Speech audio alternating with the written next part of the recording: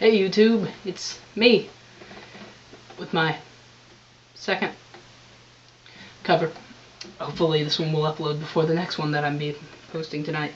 I'm posting a lot of videos because I feel guilty that I haven't recently, but I learned a lot of songs in the last week that I haven't posted videos. So let's get down to the first song tonight, which is, obviously you clicked on this video, how to play The Mortician's Daughter by the Black Veil Brides.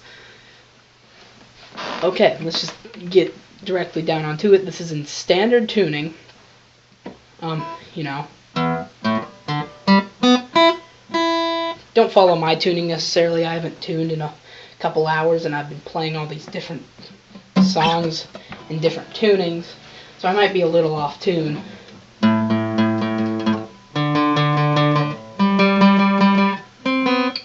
Eek. I sound relatively good. Alright, so this starts on the 7th fret with a little bar chord here. What I've noticed is a lot of people that do covers of Mortician's Daughter by Black Veil Brides don't really explain it all that well. You know, they give these listings of chords, but they don't do it, you know, to my opinion, very well. And I watched a lot of them when I was trying to learn the song, and eventually I just gave up and did it by ear. Yeah, pretty much. So, before I actually teach the chords to you, I might as well just play a little bit of it. This is just the main piece. Oh, well that might be why it sounds wrong. I was up a fret.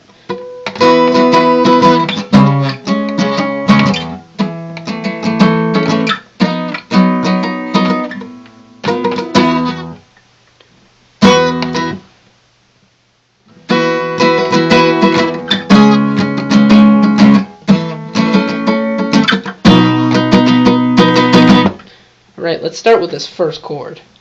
We're going to bar across the 7th. This is a big bar chord song, so if you can't do bar chords, learn. It's really not that hard. You lay your finger across all of the strings. You just kind of press down. With these first couple chords, you can hold down with the second, your second finger if you really want to. That way you can just get better at them. But really, it's in the end when you get to this chord up here where you're going to be using that finger, in the end, it's not going to be all that helpful. Anyway, let's start. You bar from the 5th string down. Remember, this is the 7th fret. 5th string down. So it is 5, 7, 5, 7, 7, open, open. So let's go through that again. That's bar chord across the 5th fret, 5, open, 7, 7, open, open. 5, 7, 7, open, open. That's not really all that important, so if you do end up muting it, don't worry. It's not going to ruin your sound, but it does sound good.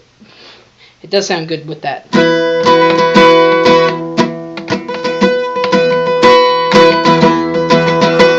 See what I mean? I was just purposely taking my finger on and then off of that one string.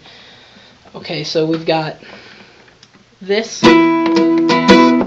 Now, this next chord is really easy. Same position, everything. Don't change your finger position. Now, but you'll go down to the 4th fret. 7, 4, 7, 2, 2, 2, 4. And it's the same thing. Mute the, don't even play the low E string. And then it's 4, 6, get a hold. 4, 6, 6, open, open, open. Once more, not a very important string, these two. But if you can get them in there, they sound real cool. So it's again 4, 6, 6, open, open. 4, 6, 6, open, open. Now let's play both of them, in order.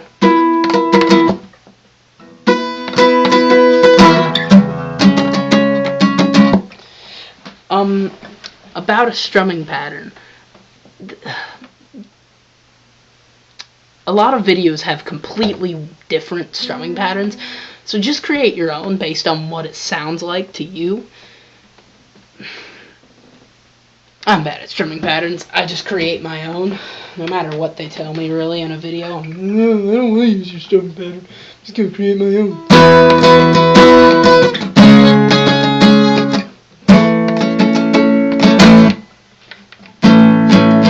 And then we get to this thing, this bad boy. This is, let me look at my little sheet here. I have a little sheet with all the chords written down. If you want to know the names, you can, but it's really not all that important unless you want to memorize some 1,000 something chords that exist. Alright, we go to the, here was our last chord position on the 4th fret. Now we're going to go up to the 5th fret.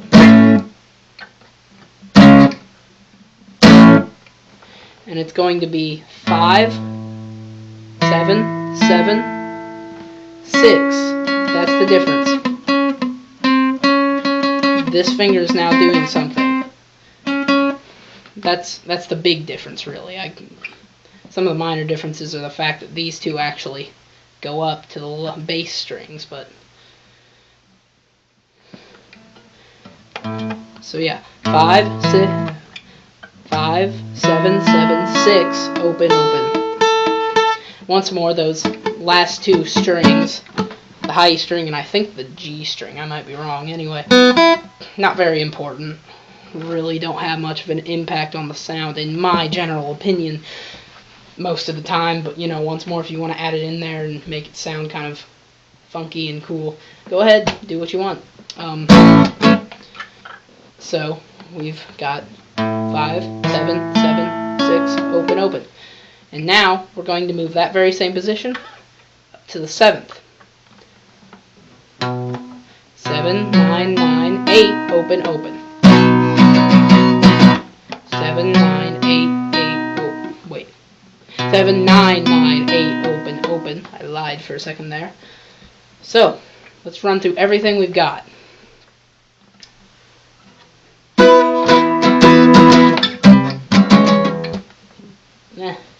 This song kind of hurts your hand after a while.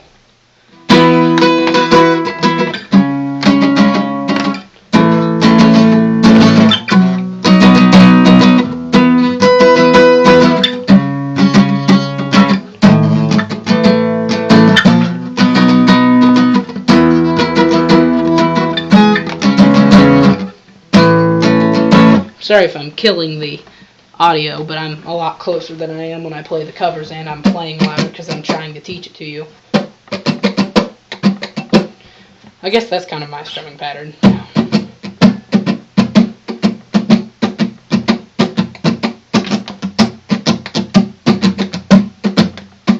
Anyway, not that it's important. Alright, now to the chorus, which is the, I've got the little sheet around here somewhere with the lyrics on it too. Voila. Lyrics. Oh, it's backwards to you. Whoops. Oh well, it's not like I really wanted you to see those. Alright, just plug that up there. During We Booked Our Flight those years ago, you said you love me as you left me. Regrets, you know, that part. Basically the chorus. It's the only part that really repeats. It's none of these chords are new technically. We go back to this thing, which is that first chord you learned.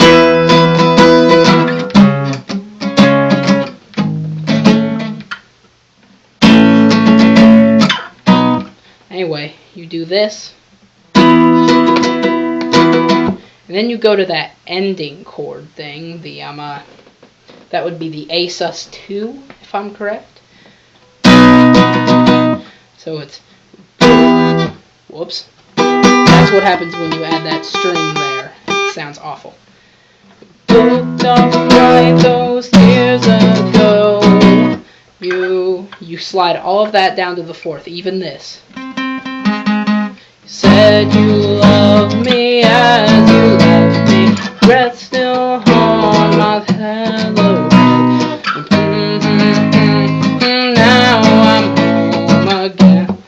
So, you'll probably want the little discography of this thing, of which it is 4, 6, 6, 5, open, open. Once more, I just mute those 2 opens. And then it slides that up to 5, and then it restarts it. And really, that's the whole song. I hope I've gone more in depth on these chord angles than some other people who've covered the songs.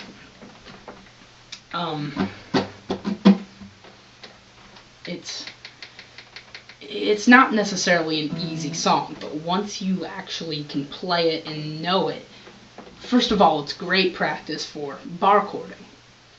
Not a lot of people love bar chords because of the fact that they're, once you get to be able to play them, they're so easy, and then it's, one little position can do a bunch of random chords up and down, which is why a lot of my beginner lessons to actual people usually start with songs that just include G, D, E minor, and C, or C at 9.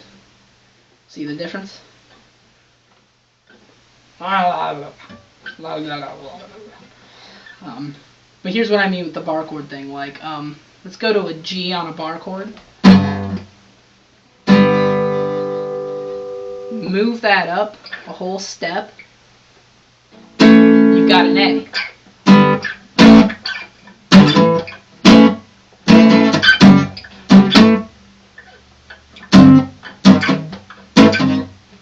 Oh God, it sounded like I was starting to play. That's what makes you beautiful about One Direction. If you want me to learn that, though, and create a cover of it, go ahead and ask. I mean, there are other people that have done it a lot more because it's a popular pop song, whereas Mortician's Daughter hasn't been done by a lot of people because, no offense, Black Veil Brides isn't relatively all that popular. I'm rambling. 12-minute video at this point. Don't want to hold you guys up forever. Anyway, if you... Oh, man. Hand hurts. Subscribe. Leave comments in the description about really whatever you want. I really don't care. Just don't fight over stuff. I don't want to deal with that on my YouTube page. Comment about what you want me to do in the future, what you want to hear from me, or what you want to find out how to play for me if you like how I teach. That's nice. And thanks for watching, and never stop playing. Thanks.